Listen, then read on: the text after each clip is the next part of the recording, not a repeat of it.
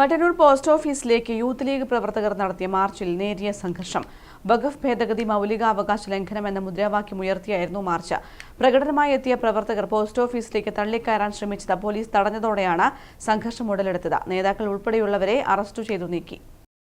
വഖഫ് ഭേദഗതി മൗലികാവകാശ ലംഘനം എന്ന മുദ്രാവാക്യമുയർത്തി കേന്ദ്ര സർക്കാരിനെതിരെ യൂത്ത് ലീഗ് മട്ടന്നൂർ മണ്ഡലം കമ്മിറ്റിയുടെ നേതൃത്വത്തിൽ മട്ടന്നൂർ പോസ്റ്റ് ഓഫീസിലേക്ക് നടത്തിയ മാർച്ചിലാണ് സംഘർഷമുണ്ടായത്.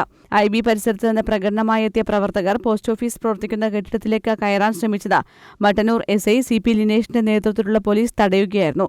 ഇതിനിടെ പോലീസും പ്രവർത്തകരും തമ്മിൽ ഏറെ നേരം ഉന്തും തള്ളുമുണ്ടായി.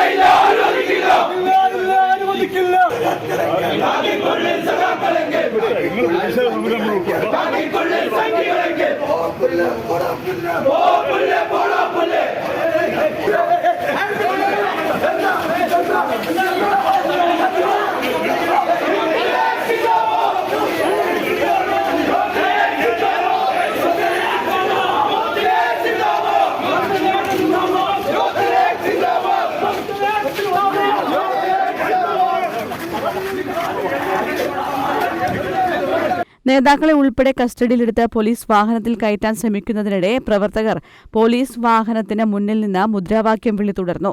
നേതാക്കളെ അടക്കം 5 പേരെ കസ്റ്റഡിയിലെടുത്ത് വാഹനത്തിൽ കയറ്റിക്കൊണ്ടുപോയ ശേഷവും ഉന്തും തള്ളുമുണ്ടായി. തുടർന്ന് പ്രവർത്തകർ പ്രകടനമായി ടൗണിലേക്ക് നീങ്ങുകയായിരുന്നു.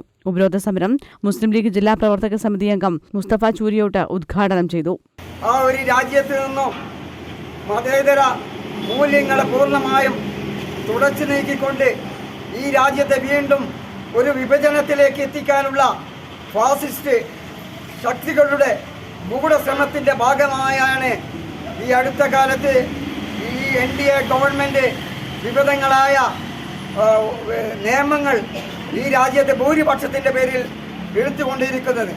യൂത്ത് ലീഗ് മട്ടന്നൂർ നിയോജക മണ്ഡലം പ്രസിഡന്റ് റാഫി തില്ലങ്കേരി അധ്യക്ഷത വഹിച്ചു. ഷബീർ എടയന്നൂർ, താഹ കൂടാളി, ഹാഷിം നീർവേലി, അഫ്സൽ പെടയങ്ങോട്, ഹാരിസ് ശിവപുരം തുടങ്ങിയവർ നേതൃത്വം നൽകി. News bureau, Mattannur.